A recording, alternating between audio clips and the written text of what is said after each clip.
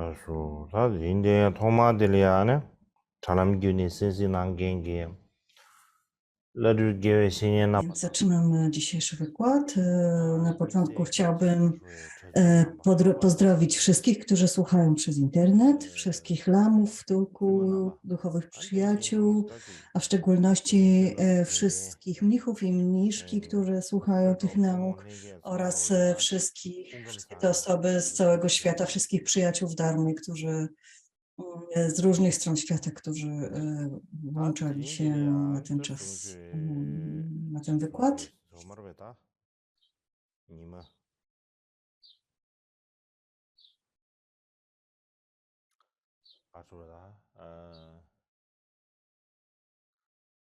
The second last summer 인지계 개별 second last 그게는 이제 메시지 Więc mamy przedostatni wykład. 닌 다음에 닌 담보생의 소리 닌 아마 닌 다음에 좋습니다. Więc to jest przedostatni. 도마디 순주에 된 거뭐주 권이야.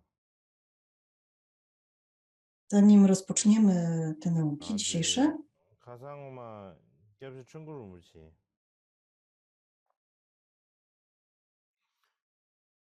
되네 구스대야다 아는 용실을 최외 채도 샵된지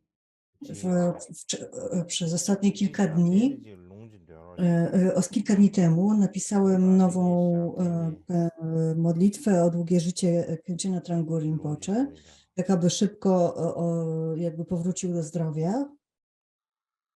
I pomyślałam, i poproszono mnie o link do tej modlitwy, więc teraz go udzielę.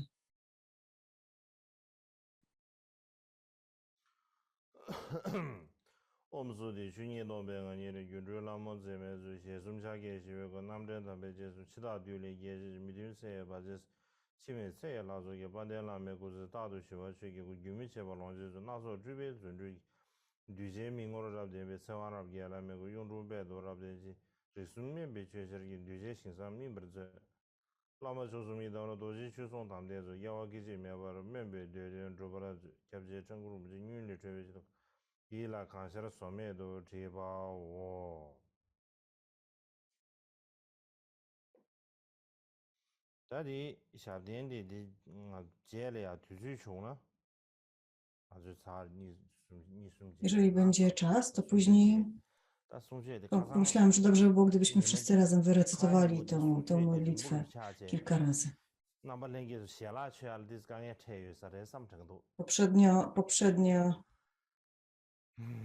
Poprzednia sesja nauk była dość długa. Nie wiem, czy zdążyliście zjeść kolację.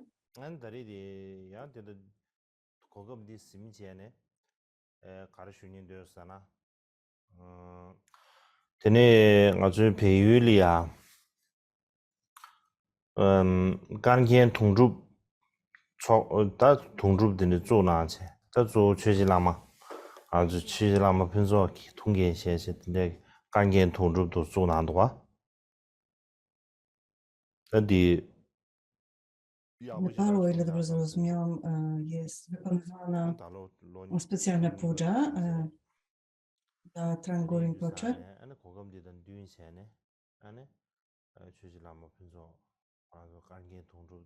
To jest drugi rok, nie, przepraszam, to nie dla Trungpa Rinpoche, tylko to jest jakaś inna puja wykonywana drugi rok z rzędu. W Nepalu, chyba w Leksheling, Chögyam Lama Pungsok ją organizuje i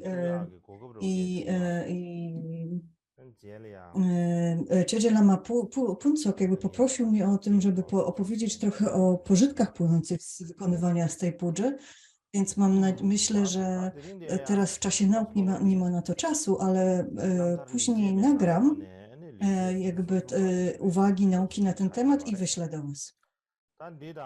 Więc dzisiaj wracamy do naszego tekstu, do autobiograficznych pochwał Mikie Dorje i przechodzimy do 33 ostatniego dobrego czynu.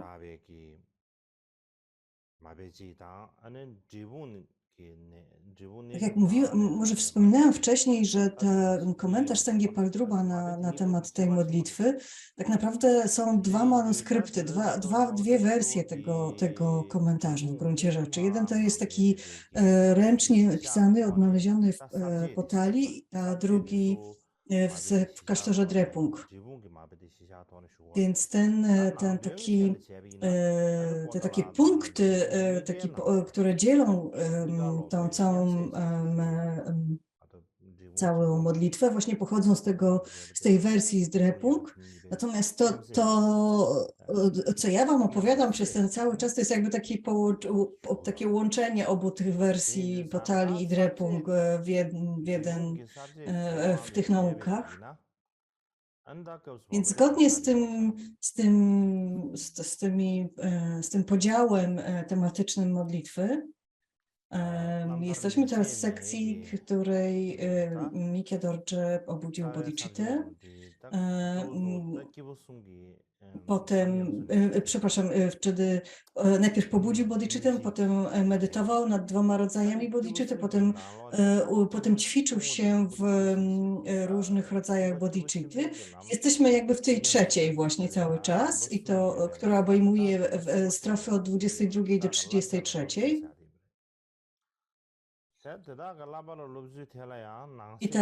I ta trzecia właśnie dzieli się na 7 takich podtematów. Jak praktykował i mówiliśmy o tym, jak przeszliśmy przez te wszystkie 6 pierwszych i doszliśmy do 7, która mówi o tym, jak dzięki 6 rodzajami jasnowidzenia przynosił pożytek i innych.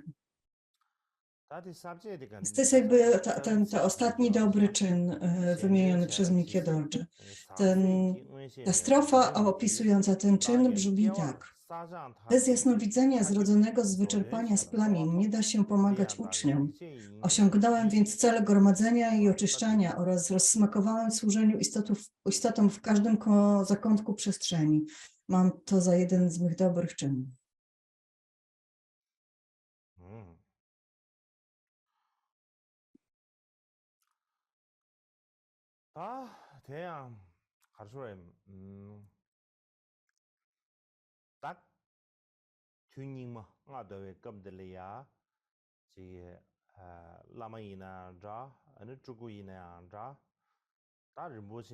Więc w tym zdegenerowanym czasie, czy mamy do czynienia z lamą, czy z tulku, czyli z osobą, która faktycznie przynosi pożytek innym,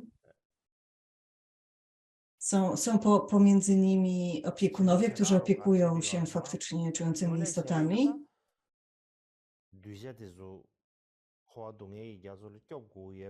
ale są pośród nich również tacy,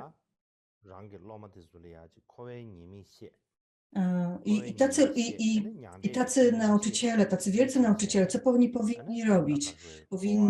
Powinni najpierw opowiadać im o błędach samsary i pożytkach, jakby cechach nirwany, czyli o tym, że samsara jest cierpieniem, a naturą samsara jest cierpieniem, a nirwana jest szczęściem, tak żeby wzbudzili sobie dążenie do porzucenia cierpienia.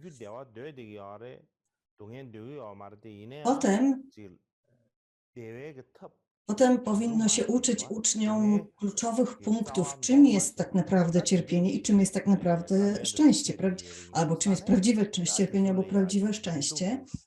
Jak tworzyć przyczyny szczęścia, jak unikać przyczyn cierpienia. I uczniowie muszą to bardzo dobrze zrozumieć, tak? To jest jakby jedno z zadań nauczyciela, aby uczniowie to bardzo dobrze zrozumieli.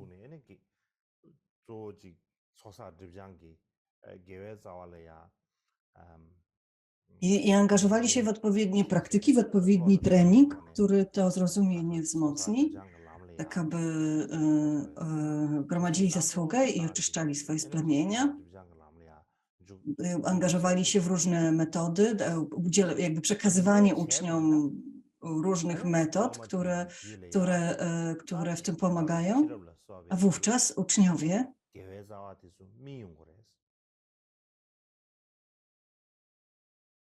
w ich umysłach pojawi się prawdziwa wiara, prawdziwe jakby zachwyt nad właściwościami guru, trzech klejnotów i tak dalej. I wtedy ich umysł faktycznie zacznie dojrzewać. A kiedy umysł uczniów zaczyna dojrzewać, wówczas dobry nauczyciel powinien, jakby czując to jakby ciepło przebudzenia już rodzące się w uczniach, powinien uczyć ich dogłębnej dharmy, metod i mądrości i pozwolić im, aby w ten sposób doprowadzili swój umysł do pełnej dojrzałości i do wyzwolenia. W ten sposób się prowadzi uczniów, krok po kroku.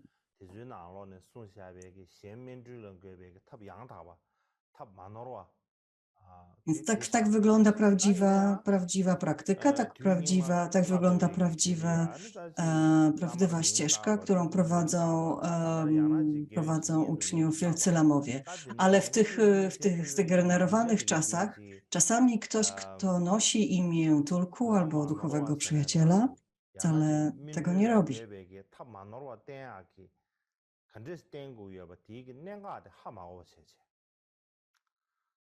Oni dobrze nie rozumieją tej ścieżki, oni nie rozumieją, jak powinni prowadzić uczniów na ścieżce.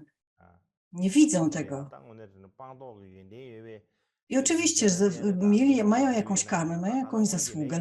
W związku z czym ludzie się wokół nich naturalnie jakby gromadzą, ale to nie gromadzą się ale gromadzą się ze względu na jakieś przeszłe zależności, przeszłą karmę, a nie dlatego, że ten guru ma jakieś autentyczne właściwości. I to powoduje, że taka osoba faktycznie przyciąga ludzi dzięki jakiejś swojej dzięki swojej karmie, dzięki jakiejś zasłudze zebranej w poprzednim życiu. Ale potem ta osoba nie wie, jak tych uczniów prowadzić. I oczywiście to, co wie, to powtarza, tak? I że to należy studiować, tak należy medytować i tak dalej. I pozornie to wygląda jak prawdziwe nauki, że faktycznie niektórzy nawet są chwaleni, że to są faktycznie osoby, które pomagają istotom. Niektórzy słuchają takiego nauczyciela, niektórzy nie słuchają tego danego nauczyciela, wtedy ten nauczyciel ich karze na przykład. Tak czy inaczej, taki nauczyciel jakby tak w gruncie rzeczy nie ma pojęcia, jak prowadzić uczniów na ścieżce.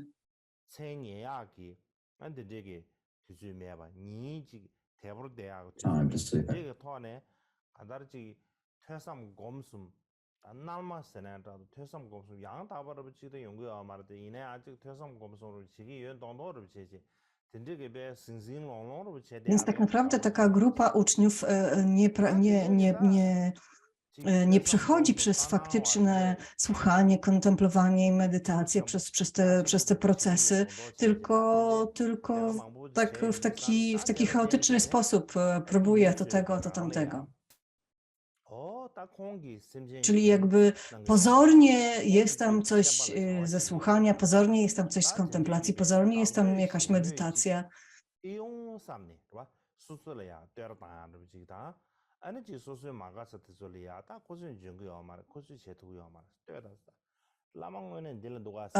Ale w gruncie rzeczy ci nauczyciele robią tylko tyle, żeby zyskać poklask innych, tylko to ich interesuje i unikają robienia czegoś, za co będą krytykowani. W zasadzie tylko te dwie rzeczy ich motywują w tym procesie. Kyodorje widział takich ludzi i patrzył na nich z odrazą w gruncie rzeczy.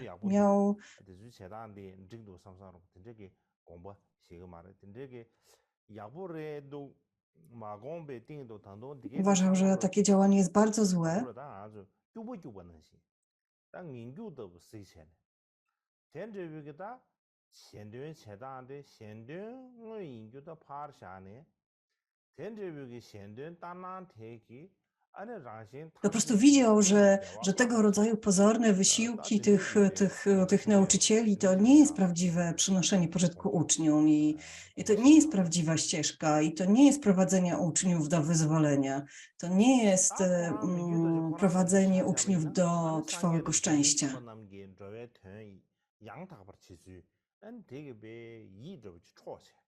Michał Dorje uważał, że najlepszym sposobem prowadzenia uczniów jest naśladowanie innych buddów i bodhisattvów.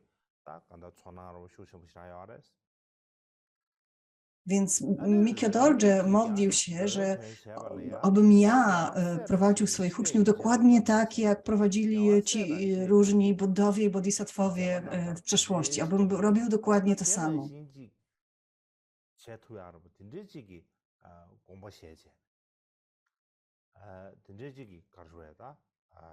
Więc kiedy czytał o życiu buddów i bodhisattvów, to pragnął robić dokładnie to samo, co oni, i dokładnie tak samo prowadzić, jakby przynosić pożytek innym istotom.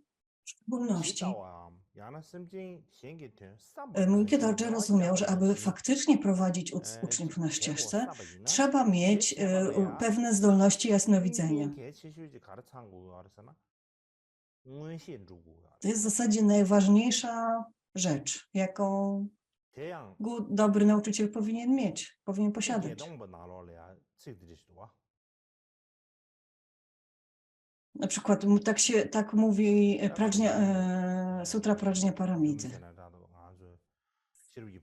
8000 wersów. O 18 000 wersów. Prajna Paramita. Tam jest tam mówi się tak, Subhuti, tak jak ptak, który nie ma wykształconych odpowiednio skrzydeł, nie wzleci, tak samo bodhisattva nie przynosi, nie powinien nauczać dharmy, nie posiadając jasnowidzenia. Dlatego bodhisattwowie powinni praktykować transcendentną pracznię, aby osiągnąć takie jasnowidzenie. Z takim jasnowidzeniem z łatwością osiągną pożytek swój i wszystkich czujących istot. Również lampa na ścieżce do przebudzenia Atishi mówi tak jak ptak, którego skrzydła nie zostały jeszcze rozwinięte, nie może wzlecieć do nieba, również bez mocy jasnowidzenia nie można przynosić pożytku innym.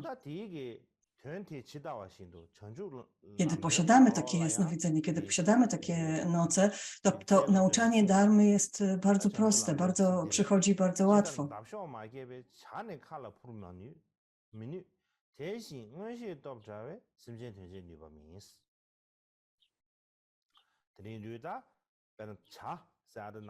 Podobnie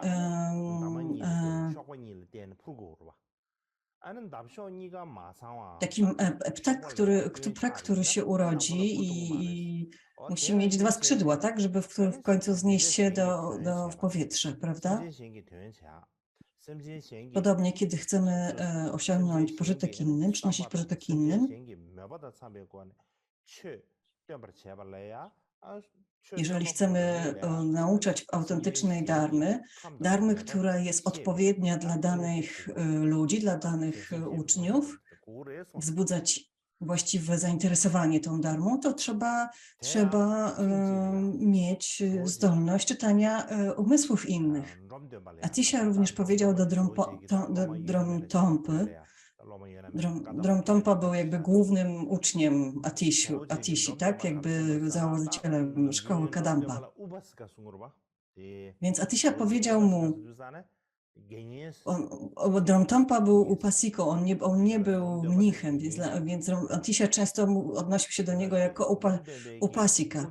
Więc tutaj upasika, czyli świecki człowiek utrzymujący ślubowania.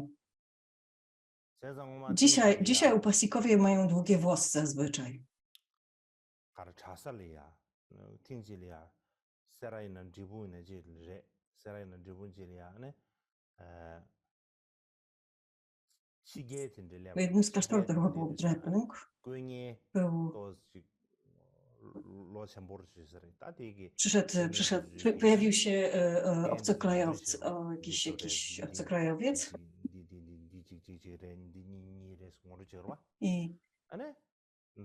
i jeden z mnichów zaczął go oprowadzać i opowiadali, oto jest ten, posąg tamtego, a tutaj i później poprowadzili go do posągu Dromtompy i powiedzieli, to jest Dromtompa. I ten obcokrajowiec zapytał, czy to jest chłopiec, czy dziewczynka, mężczyzna, czy kobieta, ponieważ posąg miał długie włosy, tak? Przedstawiał osobę w długich włosach. I oczywiście ten mnich nie rozumiał tego pytania zupełnie.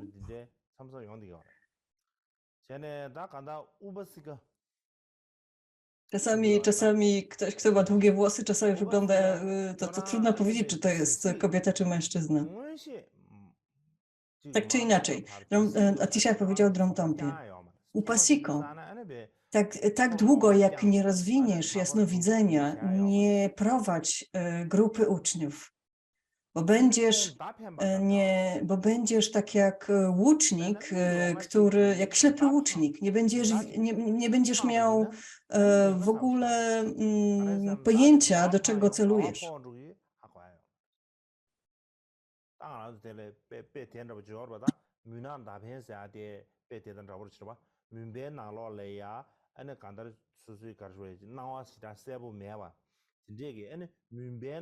Podobnie, kiedy próbujemy celować do czegoś w ciemności, tak? Kiedy jest zupełnie ciemno, to w zasadzie nie wiemy, do czego strzelamy.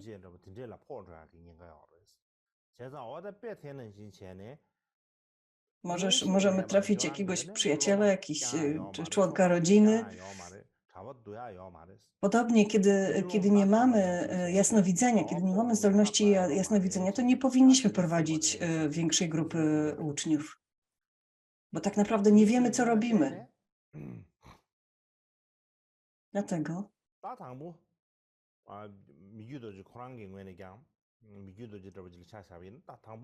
Mikio Dorje sam jakby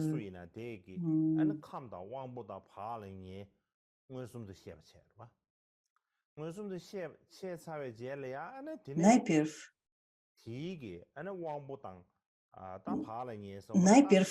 jakby przyglądał się dokładnie swoim uczniom i żeby dokładnie poznać ich zdolności, słabości, ich jakby jaki jest ich potencjał. Dopiero wtedy zaczynał ich uczyć, przekazywać im instrukcje.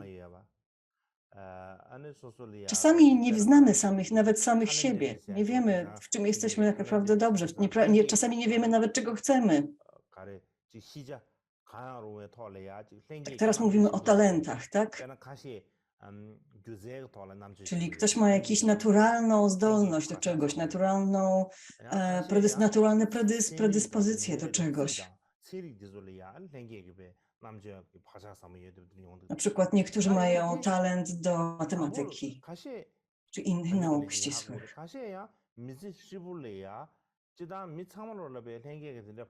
Ale czasami ludzie po prostu nie wiedzą, jakie są ich autentyczne predyspozycje, jaki jest ich prawdziwy talent. On się jakby nie uwidacznia, więc nie zdajemy sobie z niego sprawy. Nie mamy takiej inteligencji w sobie, żeby go łatwo rozpoznać, takiej mądrości. Więc ktoś, kto taki jak Mikio Dorje spojrzy na was, to czasami dużo lepiej widzi rzeczy, które się jeszcze nie zamanifestowały. Czyli odkryje w nas talent, którego my sami jeszcze nie widzimy. Ma po prostu do tego predyspozycję, ma odpowiednią mądrość, mądrą inteligencję. I w ten sposób taki nauczyciel widzi, jakiego rodzaju dharma, czy w ogóle jakakolwiek dharma jest odpowiednia dla tej osoby, jaka praktyka jest odpowiednia dla tej osoby.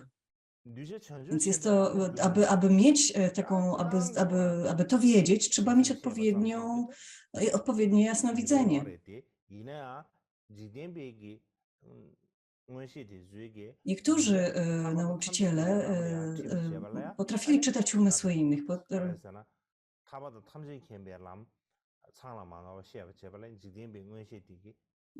Niektórzy tacy światowi nauczyciele, światowi jacyś tacy guru mają tego rodzaju możliwość, że czytają umysły innych, czytają myśli innych, ale to nie znaczy jeszcze, że potrafią prowadzić innych na ścieżce, albo faktycznie przynosić im prawdziwy pożytek.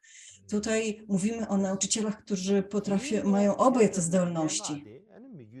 Wtedy dopiero można prowadzić innych na ścieżce do przebudzenia. Mikio Dorje widział ten kluczowy punkt, widział tą kluczową ten kluczowy warunek, który powinien spełniać każdy dobry nauczyciel. Więc Mikio Dorje poświęcał całą zasługę, którą gromadził w swoim życiu temu, aby móc osiągnąć tego rodzaju zdolności do prowadzenia uczniów. Oczywiście wtedy nikt on sam nie nazywał tego jasnowidzeniem. I my też nie nazywamy tego jasnowidzeniem. Po prostu życzymy tego, aby móc w przyszłości prowadzić innych na ścieżce i aby przynosić innym autentyczny, prawdziwy pożytek.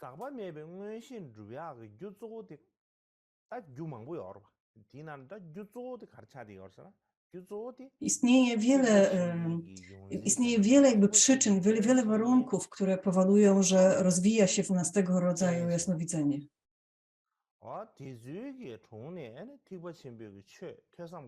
Jednym z tych warunków jest podążanie za niezliczoną ilością nauczycieli Mahayany i angażowanie się w słuchanie, kontemplowanie i medytację. Istnieje bardzo wiele historii na ten temat o bodhisattvach, którzy podążali za różnymi nauczycielami. Jednym z takich przykładów jest bodhisattva,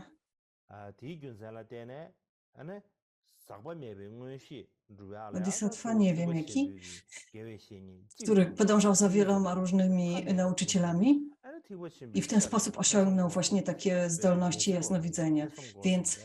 Więc to nie wystarczy podążać za jednym nauczycielem, nauczyć się jednych nauk, czy rozmyślać nad jednymi naukami.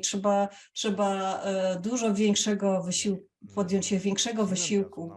Tak jak mówi się w Królowej Modlitw, całkowicie oczyszczę oceany światów i całkowicie wyzwolę oceany istot. Jasno ujrzę oceany dharmy i w pełni rozwinę oceany mądrości. Całkowicie oczyszczę oceany postępowania, do doskonałości doprowadzę oceany dążeń. Całkowicie ofiaruję je oceanom Buddów i nie ustanę w pracy przez oceany eonów.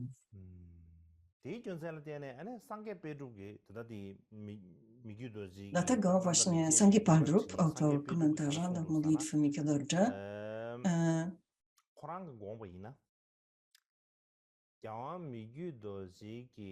mówił, że Mikio Dorje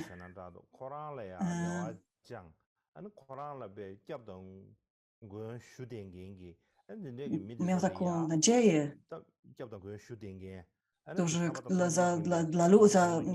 że ludzie, którzy prosili go o nauki Mahayany, którzy polegali na nim, jakby cały czas modlił się, aby mógł przynieść im jakiś prawdziwy pożytek.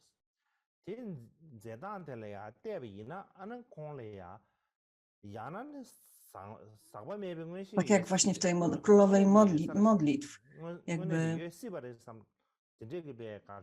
on jakby wiedział, że trzeba rozwinąć taką niesplamioną, niesprawne jasnowidzenie,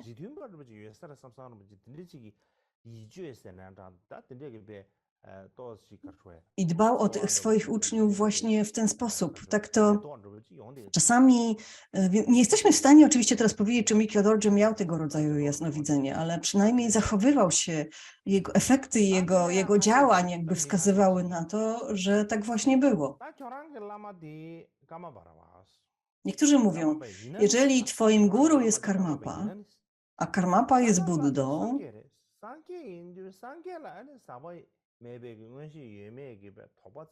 więc skoro on jest Buddą,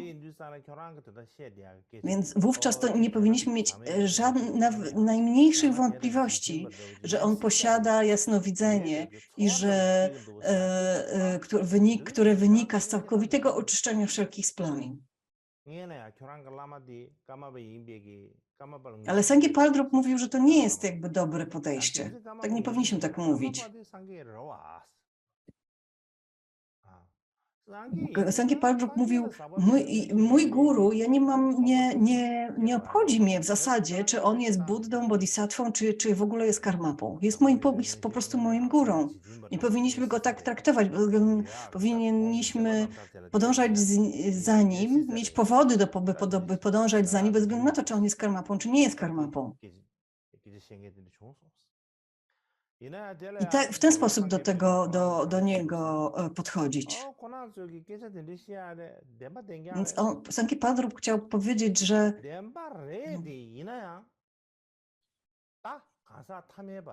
tak, z jednej strony to jest prawda, że karmapowie są Buddami, ale dla zwyczajnych istot, takich istot jak ja, takiego zwyczajnego człowieka jak ja, mój guru Michio Dorje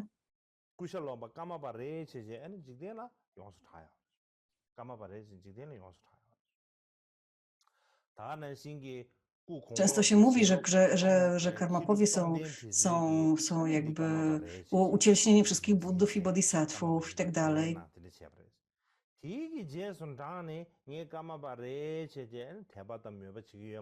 Że rozpoznał wielkich uczniów. Wszyscy wielcy uczniowie mówią, że to jest karmapa, ale dla mnie to jest po prostu mój guru. Dla mnie nie ma żadnej różnicy, czy on jest karmapą, czy nie jest karmapą. Ja w zasadzie nie jestem w stanie powiedzieć ani stwierdzić na 100%, czy on jest faktycznie inkarnacją karmapy, czy on jest autentycznie karmapą. To nie ma, ja nie jestem w stanie tego powiedzieć. Z jednej strony jakby wierzę, Sangye Paldrup mówił, wierzę wielkim mistrzom, którzy potwierdzają, że to jest karmapa, ale z mojej perspektywy ja nie mogę tego stwierdzić, ja nie mogę tego siebie ani nikogo o tym zapewnić. Ale podążam za nim moim guru, ponieważ jest on moim guru, nie dlatego, że jest karmapą. Dlatego.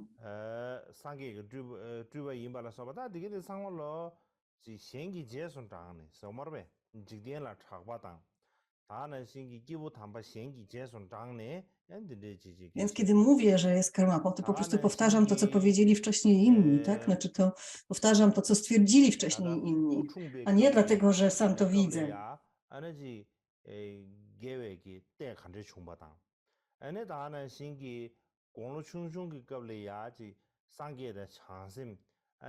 Podobnie, kiedy mówi się o jakby takich szczególnych znakach, które pojawiły się podczas narodzin Karmapy Michio Dorje, wielu z nich jakby to były takie same znaki, jakie można wyczytać w biografiach innych wielkich lamów. Tak, i one wyglądały tak samo, jak w biografiach innych wielkich lamów.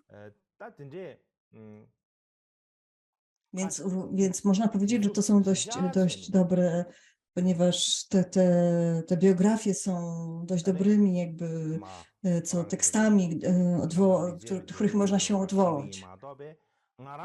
I one dają podstawę do tego, aby wierzyć, że to jest karmapa, albo że to jest bodhisattva. Ale z drugiej strony Sangye Padrup Dodal mówi, ja sam nie mam żadnych zdolności, aby stwierdzić, czyją reinkarnacją jest mój lama, czy on jest faktycznie karmapą, czy on nie jest karmapą. Nie miałem żadnych wizji, ani żadnych innych tego rodzaju rzeczy. Mika Dorje sam mówił o sobie w ten sposób.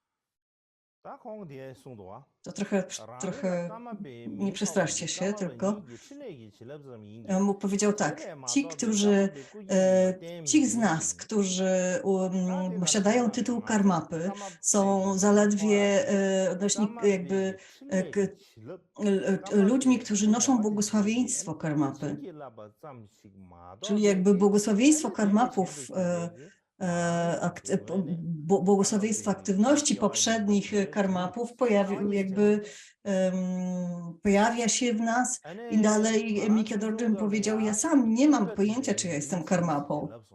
Też powiedział, jak byłem mały, że jak byłem mały, to byłem w stanie rozpoznać, który na przykład posąg należał do poprzedniego karmapy, tak?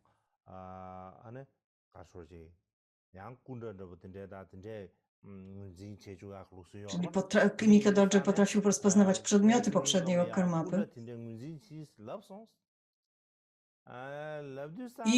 I Mika Dorje mówił, mówi się, że potrafiłem rozpoznać te posążki karmapy, ale nie wiem, któreś z nich dostawałem wiele posążków do ręki,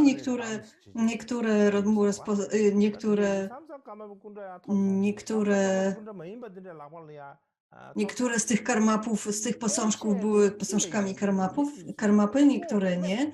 Kto wie, może ktoś po prostu podpowiedział mi, nie wybieraj tego, albo wybierz ten i tak dalej. Może ktoś mi podpowiadał do ucha, szeptał do ucha.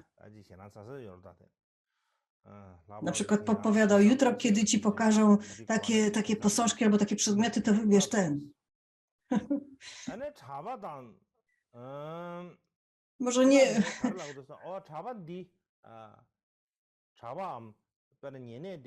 Tak Mika Dorje sam pisał w swojej autobiografii.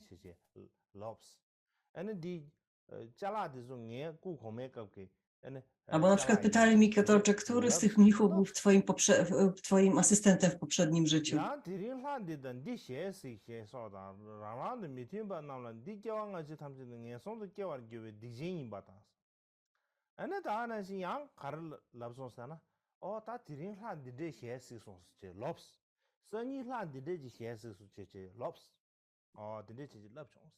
Albo niektórzy na przykład mówili na przykład małemu karmapie, jutro powiedz, że widziałeś takie czy inne bóstwo. Albo jutro powiedz, że ci ludzie są źli i odrodzą się w niższych światach. Albo jutro powiedz to czy tamto. Cały czas jakby byli ludzie, którzy podpowiadali mu różne rzeczy.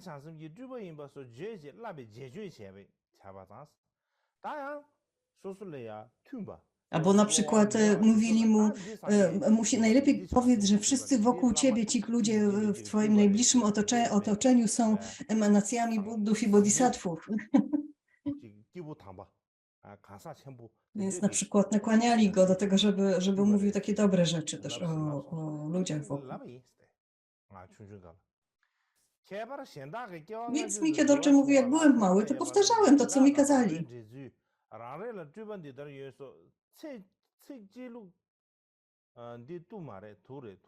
Albo na przykład musiałem mówić, że ktoś tam jest moją emanacją, albo na przykład przychodzili ludzie, którzy się pytali o przyszłe czy poprzednie żywoty jakichś ludzi.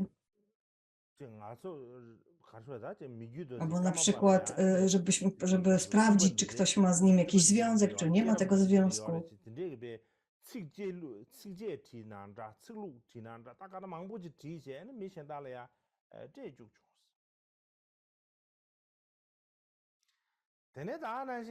Więc i prosili Mika Dorje, żeby napisał coś na ten temat. I Mika Dorje pisał coś i dawał im, co tam.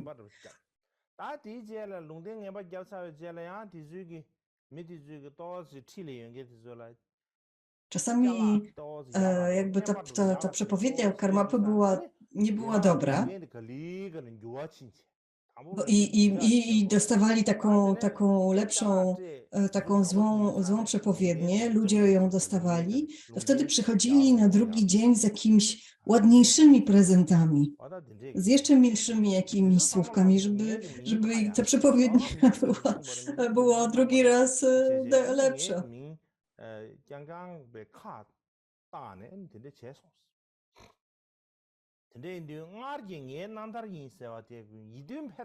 Czasami ja modliłem się za nich, a na przykład jakiś asystent zmieniał trochę tą przepowiednię i oddawał tym ludziom, żeby byli zadowoleni.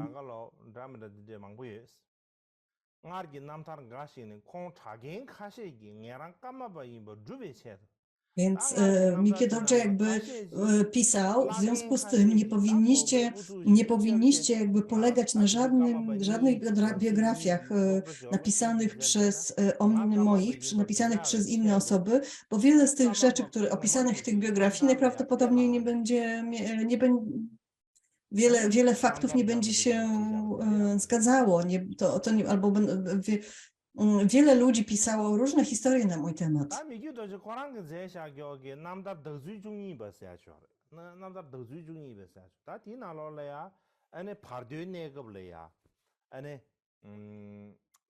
Jest taka historia życia Mikie Dorje napisana przez Dan Tunipę.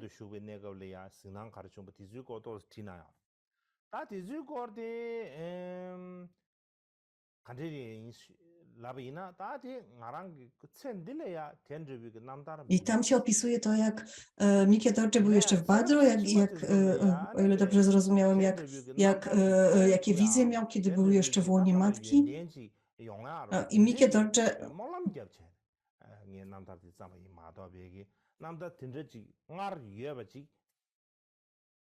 Dorje powiedział, że to nie jest prawda. To nie jest prawda, że ja miałam takie wizje. Ja po prostu napisałam modlitwę, aby móc tego rodzaju rzeczy widzieć, tak? Więc to nie jest prawda. Ktoś przekręcił po prostu moje słowa. Właśnie Mikie Dorje pisał. Podobnie podczas rozpoznanie Mikie Dorje, 5 Szamarpy, Mikie Dorje powiedział, ja nie miałem żadnej wizji, ale nie miałem specjalnych zdolności, aby rozpoznać 5 Szamarpę. Ja po prostu polegałem na liście, który zostawił 4 Szamarpa i polegałem na tym liście i na faktach opisanych w tym liście i w ten sposób dokonałem tego rozpoznania. I tak dalej.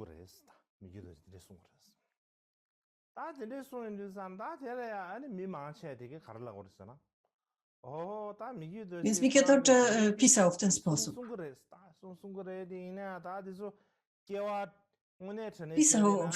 Mówił w ten sposób. Ale tak naprawdę można przypuszczać, że on miał zdolności jasnowidzenia. Najprawdopodobniej pamiętał poprzednie żywoty, tylko po prostu udawał, że tak nie było.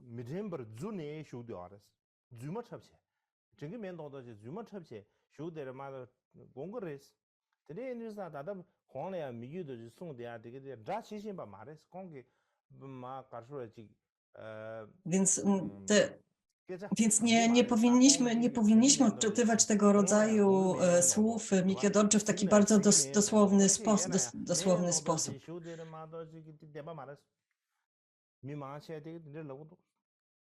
Więc on udawał, że nie ma pewnych mocy, a je miał, udawał, że nie potrafi czytać umysłów innych, a czytał i tak dalej. Sangye Paltrup sam też na przykład pisał.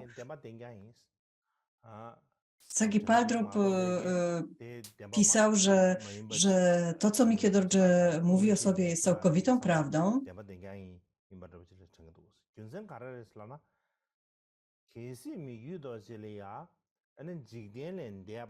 Dlaczego tak mówił? Gdyby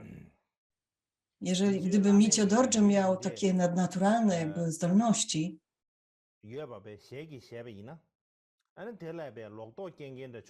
Gdyby się do nich przyznawał i gdyby się z nimi obnosił, to ludzie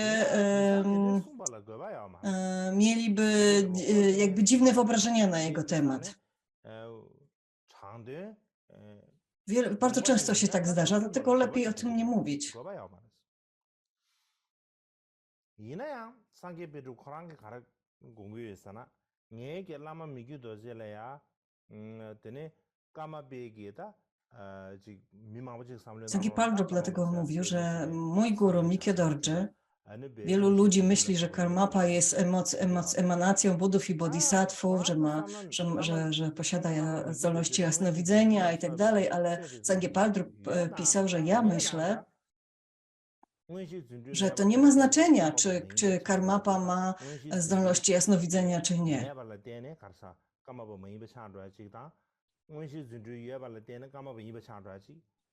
W zasadzie gdyby Mikio Dorje nie miał zdolności jasnowidzenia, to nie znaczałoby, że nie jest karmapą, ani też, że gdyby miał jasności jasnowidzenia, to by nie było potwierdzeniem, że jest karmapą.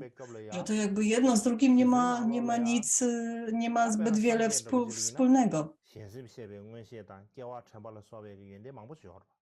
Na przykład Budowie mają bardzo wiele emanacji. Budowie i bodhisattwowie tworzą bardzo wiele emanacji i to nie znaczy, że każda z tych emanacji pamięta swoje poprzednie żywoty.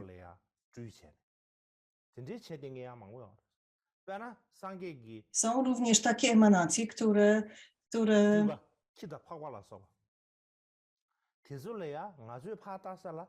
na przykład są emanacje Buddy, które przejawiają się w formie psów czy świń. Nikt nie spodziewa się, żeby taka istota pamiętała swoje poprzednie żywoty, prawda?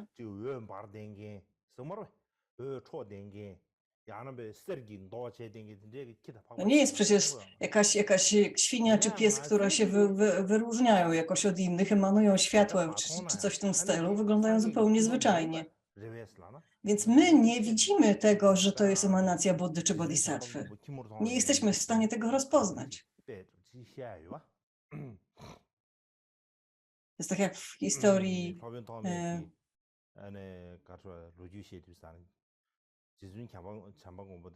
na przykład kiedy Atisha widział Maitreya, który tak naprawdę był psem, tak? który umierał przy drodze. Asanga właśnie w ten sposób jakby widział Maitreję. Podobnie tutaj Mikio Dorje dla Sangi Paldrupa wygląda na to, że nie miało znaczenia, czy on pamiętał o poprzednie żywoty, czy nie, czy miał zdolności jasnowidzenia, czy nie.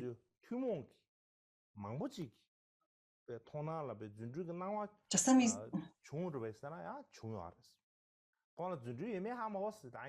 ale zdarzało się tak, że wielu ludzi miało nadzwyczajne wizje związane z Mikio Dorje. One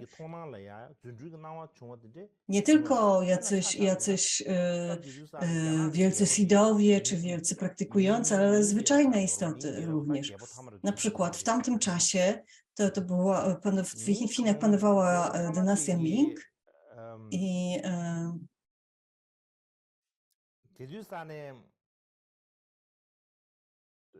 Paji Ming Koma di Kama ba Dendren Shu bro ba. Dendren Shu du sane Kama ba Pema do Cheje. Anda Kong Gusab do Chilia, Tomsa Kushi se. Cesarz Chin zaprosił Mikio Dorje do siebie, ale Mikio Dorje odmówił i wysłał innego lamę, który nosił tytuł Goshir, czyli reprezentant. W tamtym czasie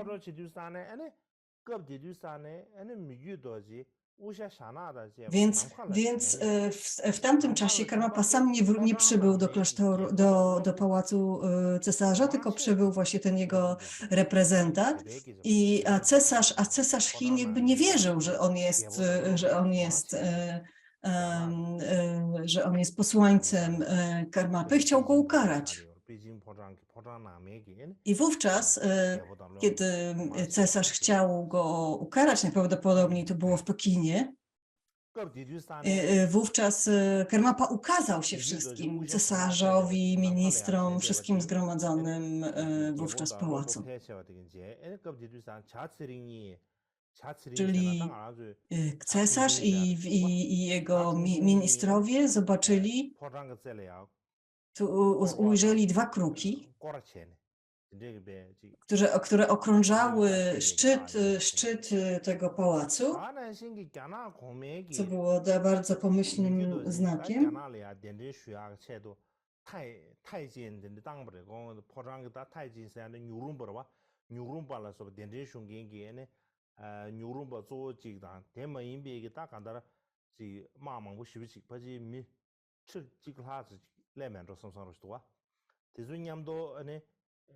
Podobnie, kiedy ten cesarz jakby zapraszał Mikiedordże do siebie, to wysłał Taikien, takiego swojego przedstawiciela z dużą grupą ludzi do obozowiska Karmapy z tym zaproszeniem. I na dzień przed pojawieniem się tych posłańców cesarza,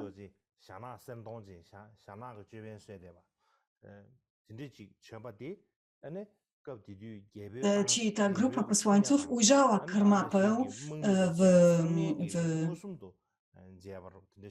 wszyscy ci posłańcy, wszyscy żołnierze jakby zobaczyli właśnie Karmapę w takiej świetle tęczy, w chmurach na niebie, jakby siedzącego na szczycie góry i z czarną koroną na głowie. Pewnego dnia cały obóz Karmapów jakby przechodził przez rzekę Niangciu, która jest dość dużą rzeką. Więc zazwyczaj przekracza się tą rzekę taką łodzią, ale jakoś tak pokłócili się z tym wieślarzem i z tymi ludźmi, którzy jakby zarządzali tą łodzią i nie chcieli on chciał za dużo pieniędzy czy coś w tym stylu. Wobec czego wszyscy ludzie, jakby cały obóz się zebrał nad brzegiem tej rzeki i wieczorem cała rzeka zamarzła. Więc cała rzeka pokryta była bardzo grubą taflą lodu.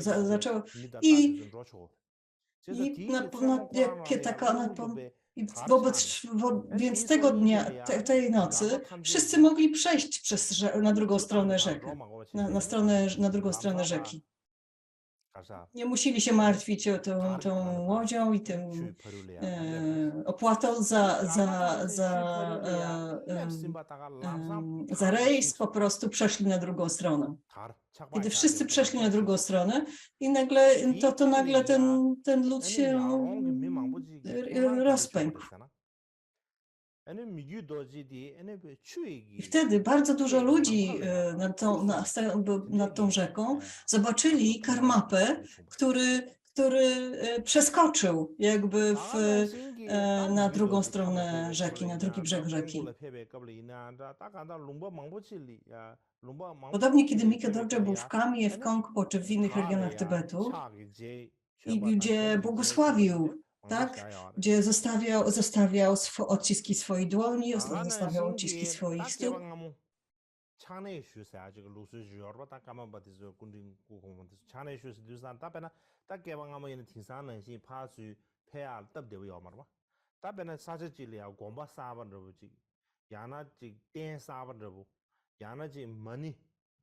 Albo czasami na przykład wtedy podróżowało się z campą, tak?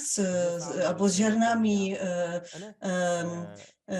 z ziarnem i wtedy, kiedy na przykład ktoś prosił o karmapę o błogosławienie, żeby pobłogosławił jakieś miejsce, jakiś klasztor nowy, jakąś nową stupę, to wtedy karmapa używał tego ziarna do błogosławieństwa, tak jakby wrzucał w powietrze to ziarno.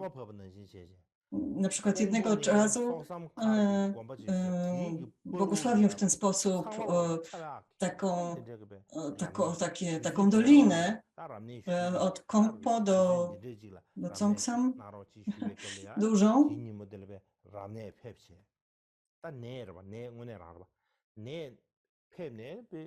I zrobił to tsampą, tak? Czy też, przepraszam, nie tsampą, tylko właśnie tym ziarnem jęczmienia właśnie podrzucił to ziarno do góry i wszyscy widzieli, jak to ziarno się jakby rozmnaża, rozwiewa po całej dolinie i w całej dolinie na drugi rok wyrosło zboże.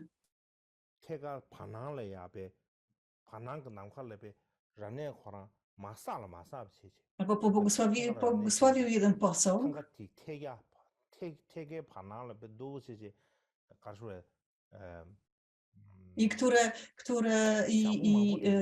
posąg czy tankę i to ziarno, które karmapa podrzucił, jakby trzymało się w powietrzu, jakby naprzeciw jakby twarzy tego posągu.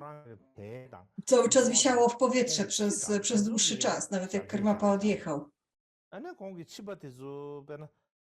Nawet jego konie, jaki zostawiały odciski na skałach, odciski swoich kopytek, Było wiele tego rodzaju niezwykłych zdarzeń, niezwykłych znaków w życiu Mikie Dorje. Sangye Paldrup mówił na ten temat.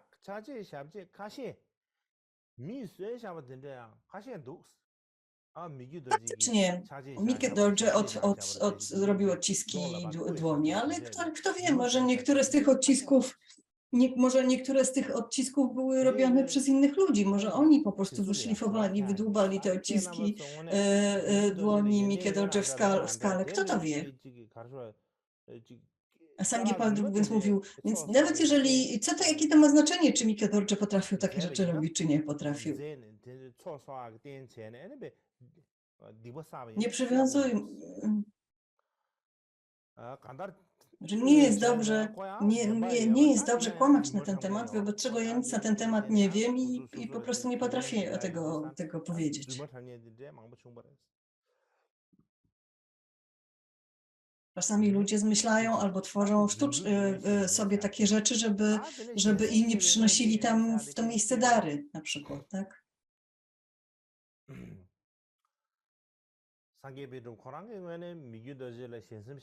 Teraz, jeśli chodzi o takie jasnowidzenie związane z telepatią, tak?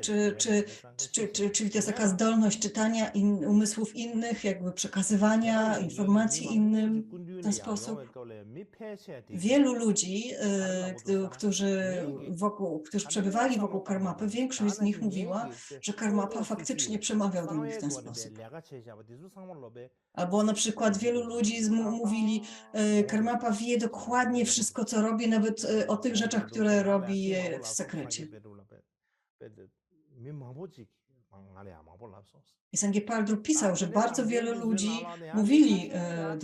opowiadali mu o tym.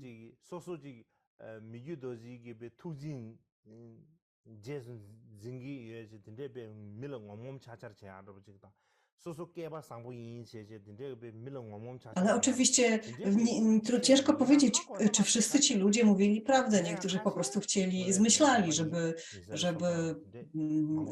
żeby zyskać na znaczeniu. A niektórzy być może mówili prawdę.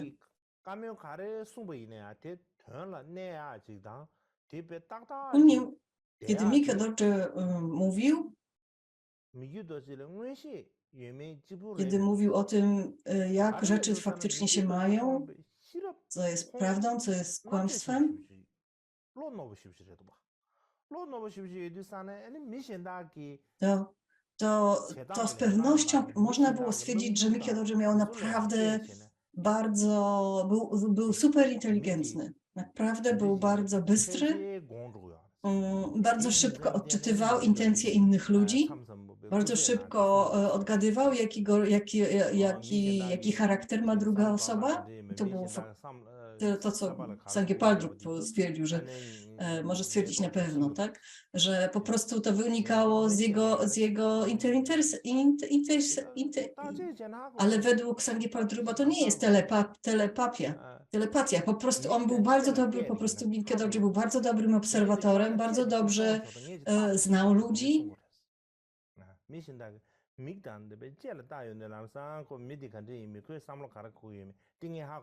Na przykład czasami patrzymy ludziom w oczy i bardzo szybko jesteśmy w stanie powiedzieć, o czym oni tak naprawdę, jakie są ich prawdziwe intencje, prawda? I to właśnie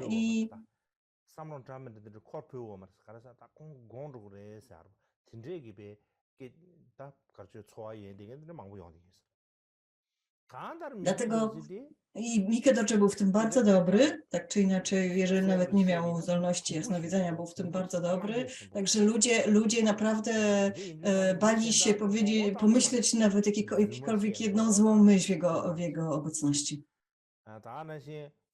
Nikt nie był w stanie w jego obecności skłamać też na przykład. Bo Mikio od razu widział, co jest prawdą, co jest kłamstwem.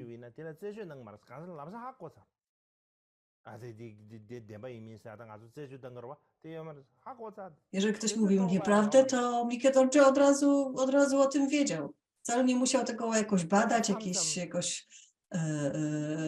robić jakichś dochodzeń, po prostu wiedział o tym od razu.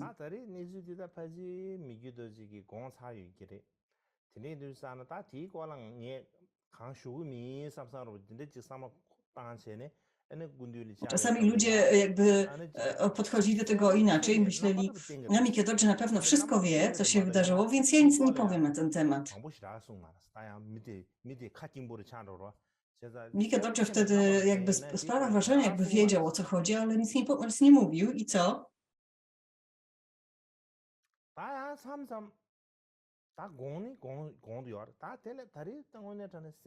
Czasami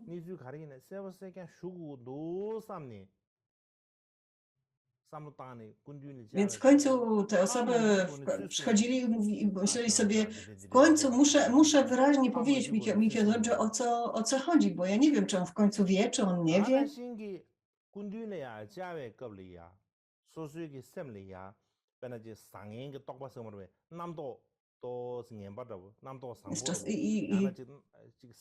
Czasami ktoś miał dobre lub złe myśli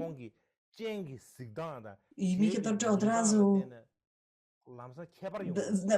jakby po spojrzeniu Mikio po jego ekspresji, po jego twarzy widać było, czy on wierzy tej osobie, czy nie wierzy, czy ta osoba mówi prawdę, czy nie.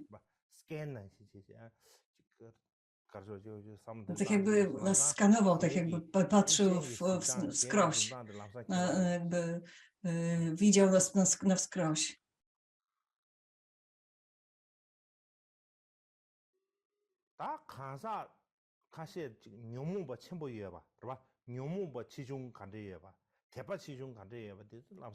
Niektórzy ludzie mieli naprawdę złe emocje. Mikio od razu to wiedział, jak silne są te emocje.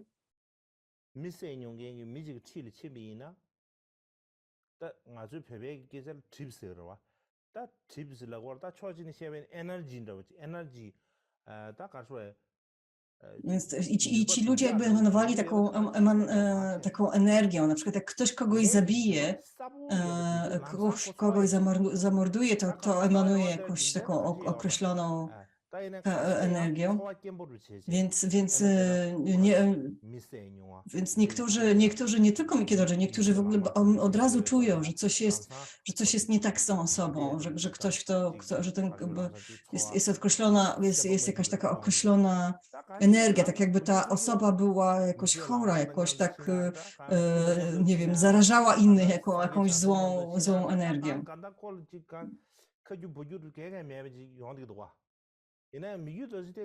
Natomiast Mikke Dorje nie był, nie reagował tak na tych ludzi. On widział, czuł, jak ktoś miał bardzo złe emocje w sobie, ale od razu czuł się, jakby był chory przy tych ludziach. Tak jakby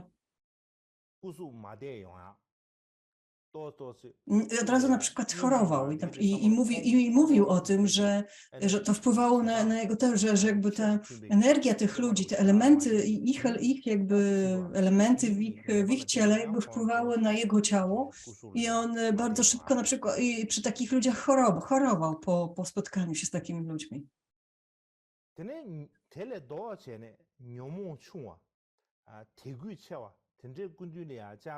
A z drugiej strony, kiedy przebywał wśród ludzi, którzy mieli bardzo mało emocji, złych emocji, którzy byli pełni wiary, pełni bodhicitti, to on sam czuł się bardzo dobrze, bo miał dobre zdrowie, bardzo dobrze nie chorował, był pełen energii. Sangye Paldrup komentował to w ten sposób, że jeżeli chcemy, aby nasz guru był zawsze zdrowy i żeby nigdy nie chorował, to uczniowie muszą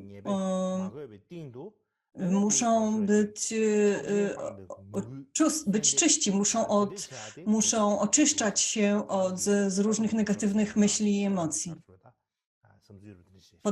Podobnie, kiedy uczniowie mają dużo oddania, to powinni faktycznie modlić się, wyrażać to oddanie.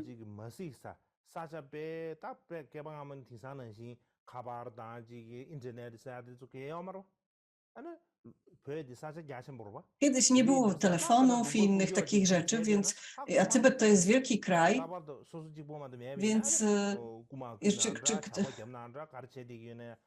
więc w Tybecie nie wiadomo było, co się czasami dzieje, więc w Tybecie nikt nie wiedział, co się dzieje w innych regionach kraju.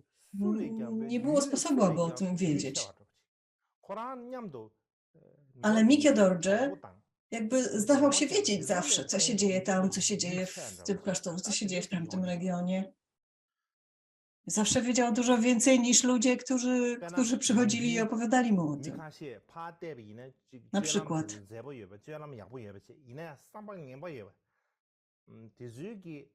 Czasami niektórzy byli tacy ludzie, którzy wydawali się, że dobrze się zachowują, ale w gruncie rzeczy mieli w sobie dużo złych intencji. A byli też ludzie, którzy mieli bardzo dobre intencje, a wyglądali jakby byli tacy troszkę szaleni, i działali w taki dziwny sposób. I Mikke Dorje bardzo szybko to odczytywał. I mówił, i na przykład czasami potrafił różnym ludziom mówić bardzo wprost: o, twoja sytuacja jest taka. Tak to wygląda. Był bardzo bezpośredni wobec niektórych ludzi. Był taki na przykład Tugden, jeden wielki Mahasiddha, Lowo Tugden. On był bardzo znany.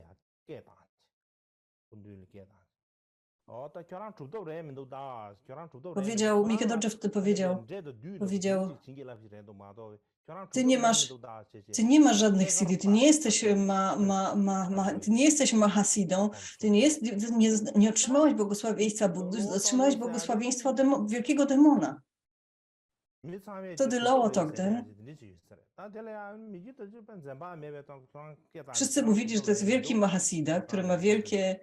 Natomiast Mikke Dorje powiedział wprost, co o tym myśli. Nie masz żadnego błogosławieństwa Buddy, masz błogosławieństwo wielkiego demona, nosisz sobie błogosławieństwo wielkiego demona. Mikke Dorje po prostu widział, że to jest dobry moment, aby pomóc temu Lowo Tugdenowi, i to był dobry moment, żeby powiedzieć mu o tym wprost.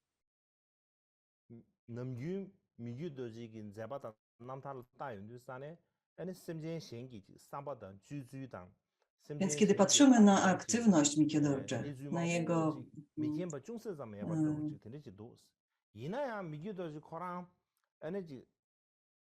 wygląda na to, że on wiedział o wszystkim dookoła, znał wszystkich ludzi dookoła, o ich intencjach, ich działaniach, znał ich myśli.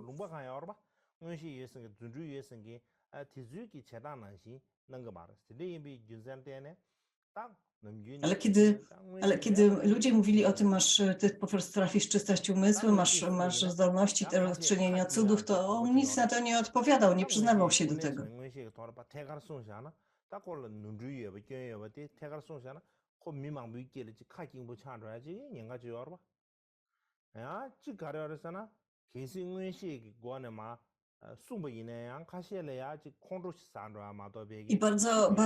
I oczywiście też bardzo rzadko jakby ujawniał, tak jak z tym Lowo Togdenowi powiedział tak wprost, jaka jest prawda, i robił to bardzo rzadko, bo czasami można było oczywiście taką osobę obrazić, można było jej zaszkodzić, kiedy się powiedziało to przy dużej grupie ludzi i tak dalej, więc takie rzeczy bardzo rzadko się zdarzyły.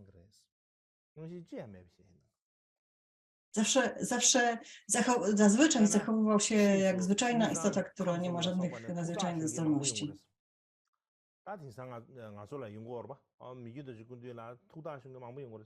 W tamtych czasach wielu ludzi w centralnym i wschodnim Tybecie, bardzo wiele ludzi przychodziło i prosiło go o mo. A Mikkyo Dorje zawsze mówił: ja nie robię żadnych mo, ja nie robię żadnych przepowiedni, nie robię żadnego mo, ja nie wiem nawet, jak to zrobić. I faktycznie w jednej z wersji Prajnaparamity mówi się, że nieodwracalny bodhisattva nie wykonuje przepowiedni, nie robi różnych, nie wyraża żadnych przepowiedni nikomu.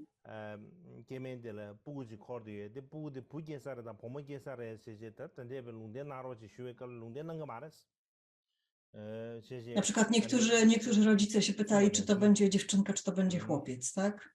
Mikkyo Dorje nigdy nie odpowiadał na takie pytania.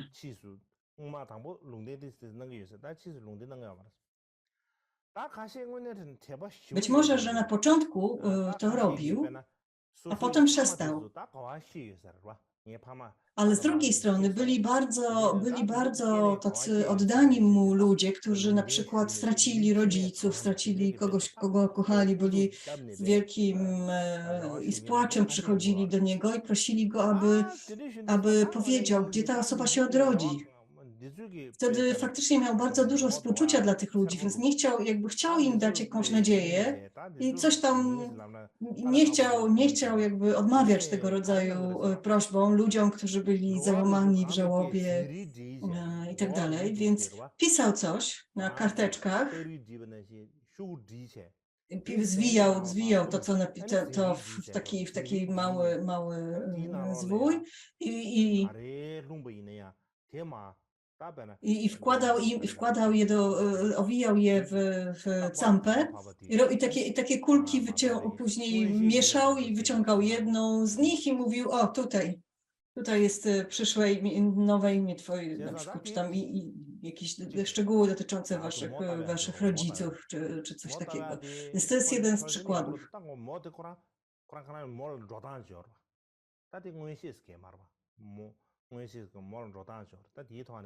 I oczywiście to nie jest jakby jasnowidzenie jeszcze. Jest bardzo wiele rodzajów mo, bardzo wiele sposobów na wykonywanie mo. Trzeba wiedzieć, jak to robić. Bardzo wielu ludzi bardzo wiele wielkich lamów nie wykonuje tego rodzaju przepowiedni, nie wykonuje mo, gdyż w ten sposób jakby nie chcą pokazywać, że mają jakieś nadzwyczajne moce. A wtedy w tych jakby W czasach upadku, w jakich teraz żyjemy, bardzo wiele ludzi może tworzyć bardzo dziwne wyobrażenia na ten temat i na temat takich ludzi. Więc bardzo często lamowie, którzy nawet mają takie zdolności, po prostu nie okazują ich, nie mówią o nich innym. Więc teraz czyli na przykład odsyłają ludzi do astrologii, do jakichś takich innych jakby sposobów, a sami nie używają swoich jakby mocy. Teraz będzie 20 minut przerwy.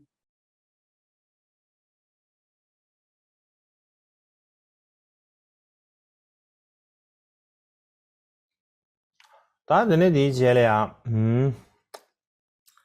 다显示不显没关系，虚实不是理解了。当我一年结束这边，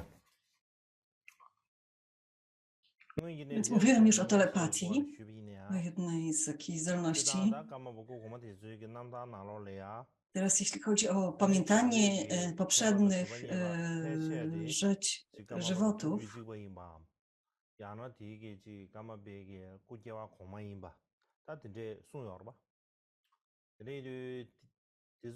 na przykład często mówi się o tym, że na przykład jacyś wielcy Mahasidowie, Sidowie Indii i Tybetu byli jakby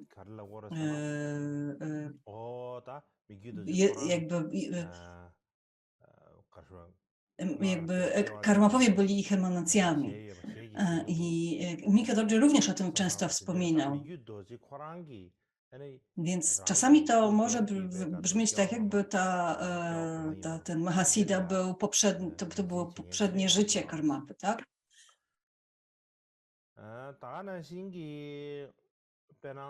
Tak jakby czasami można, na przykład Mika Dorje nie chciał, aby w ten sposób jakby ludzie myśleli, że to jest jego własna opinia, że poprzednio był jakimś tam Mahasidą. Że nie na tym to polega.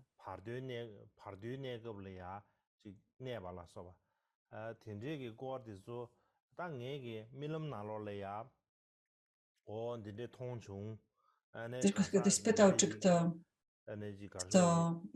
o różnych, kiedy ktoś umierał, to ktoś pytał o tą osobę. I Mika Dorje czasami było tak, że Mika Dorje odpowiadał, miałem sen, że ta osoba najprawdopodobniej odrodzi się gdzieś daleko. Natomiast jego asystenci robili z tego coś zupełnie innego, to znaczy pisali, Gyalwant Karmapa zobaczył tę osobę w Bardo i jak potem odrodzi się w takim czy innym miejscu i tak dalej.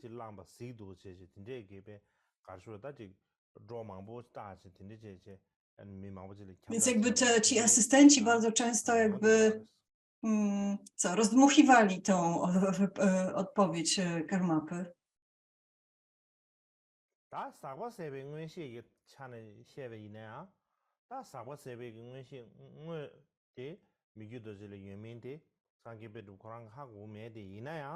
Zatem jest jeszcze jedna taka zdolność jasnowidzenia, kiedy jesteśmy w stanie rozpoznać jakby właśnie skłonności, splamienia, słabości, dobrostrony innych.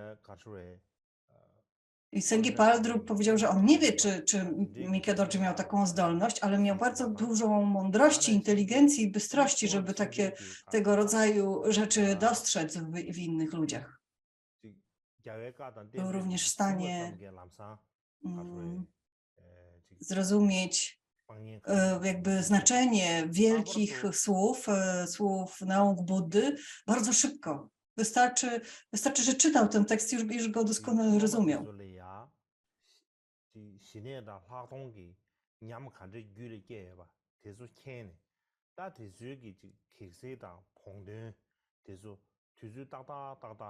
Albo też patrząc na swoich uczniów, był w stanie powiedzieć, czy ci uczniowie mieli jakieś doświadczenie szamaty, vipassany i tak dalej, czy innej praktyki. Widział to od razu. Szczególnie jeśli chodzi o karmapy, o sekretne praktyki Vajrayany związaną z praną. Często udzielał instrukcji Vajrayany albo Abhisheki Vajrayany danym osobom i od razu widział, czy to przyniesie pożytek tej osobie, czy nie. Po prostu jakby bardzo jasno widział, jakby co się dzieje, jak ta praktyka wpłynie na daną osobę.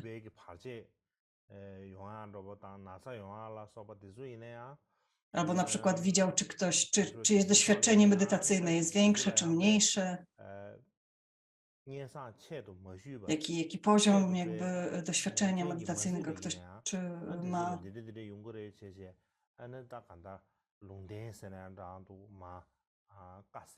Albo na przykład dawał ludziom różne przepowiednie, że tego rodzaju praktyka doprowadzi tę osobę do takich rezultatów i tak dalej.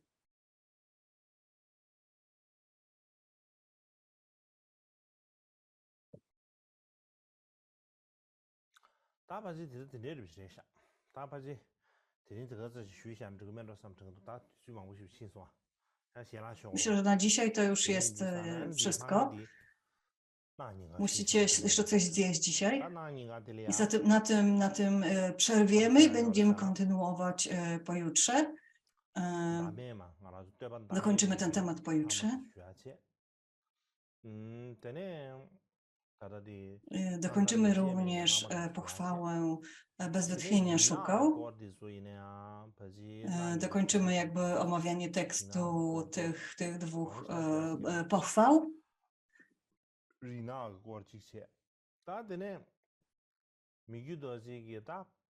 I omówię również temat czarnych pigułek. Opowiem również o czarnych pigułkach.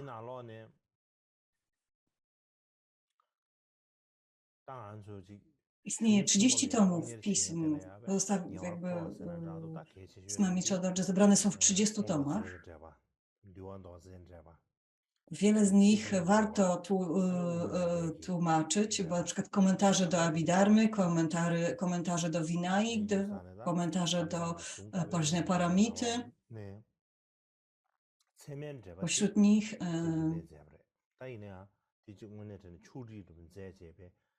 te jakby komentarze dotyczące tych dwóch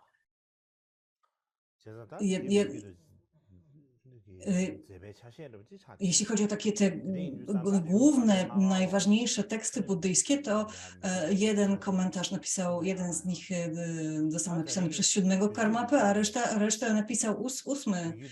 Karmapa. Więc jego prace są bardzo ważne dla naszej tradycji.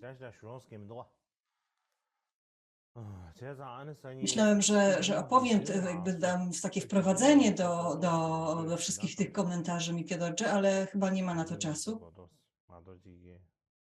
Może pojutrze uda się to zrobić. W przyszłości, jeżeli będzie więcej czasu, mam nadzieję, że opowiem jeszcze więcej o Karmapie Miki Dorje, jego aktywności.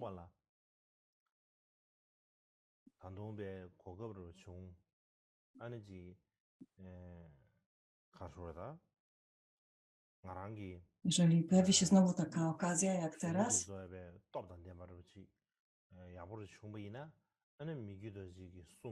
jeżeli moje zdrowie mi na to pozwoli, to jak najbardziej.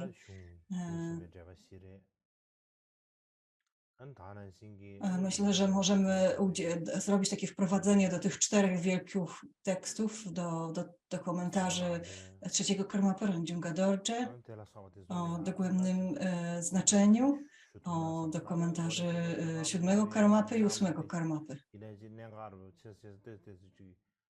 Nie wiem, czy omówię je w szczególe od początku do końca, ale przynajmniej, żeby przekazać jakby główne punkty i główne przemyślenia na ich temat.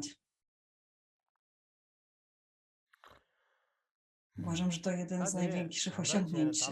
Te komentarze to jedno z największych osiągnięć Miki Dorje, jego największa spuścizna. Tak czy inaczej, kończąc jakby te nauki w tym roku, to kończymy ten tekst, natomiast w przyszłym roku musimy pomyśleć, jaki temat powinniśmy poruszyć w przyszłym roku, na jaki temat, więc dlatego chciałbym, abyście pomyśleli, jakie macie życzenia, co byście chcieli omówić. Więc wy wszyscy, i uczniowie, i nauczyciele, powinniście się zastanowić nad tym, jaki temat powinien być omawiany w przyszłym roku podczas wiosennych nauk. Na przykład mnisi z różnych siedr. Może powinniście też podzielić się swoimi opiniami na ten temat? Według mnie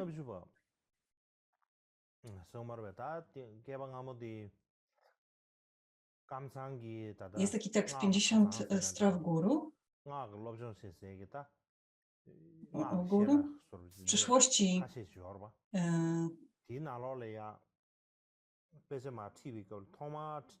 kiedyś w Karmakamsach były takie siedry Vajrayany i tam recytowano i omawiano 50 strof dla guru, czy do guru, nie wiem.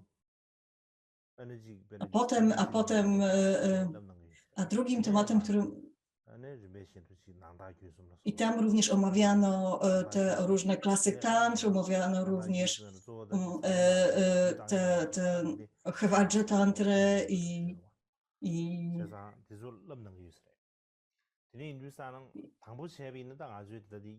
a w szczególności ten tekst trzeciego Karmapy,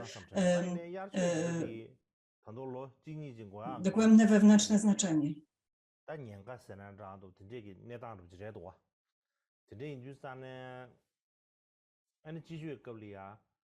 Oczywiście istnieje zagrożenie takie, że jak zacznę jakiś taki tego rodzaju temat,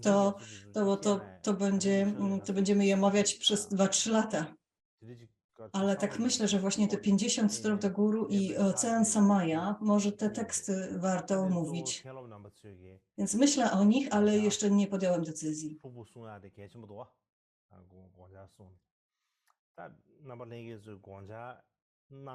Bardzo ważne jest, abyście wszyscy, i uczniowie, i nauczyciele zastanowili się nad tym i wyrazili jakieś swoje opinie, może macie jakieś inne pomysły.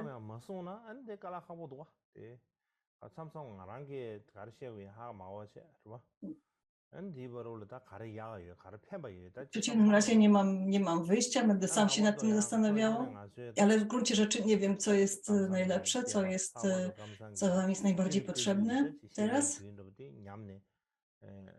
Z drugiej perspektywy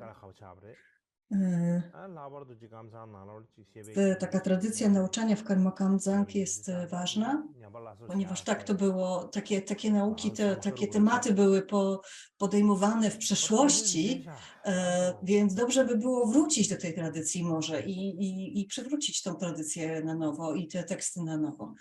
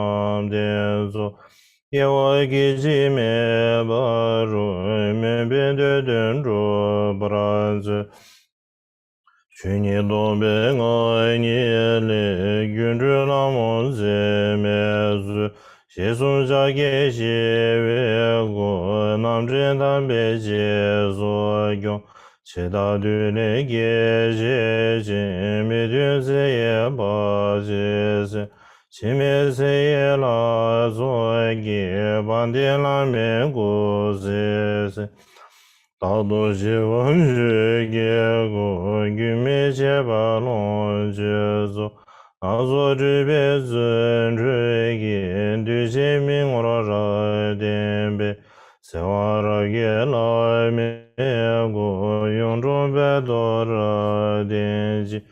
谁从面别去起来见，对前心上面不拉去，老毛就算也怎么了，都是去送当的，也我给前面把住，面别对等住不拉去，去年东北爱年嘞，跟着老毛在面。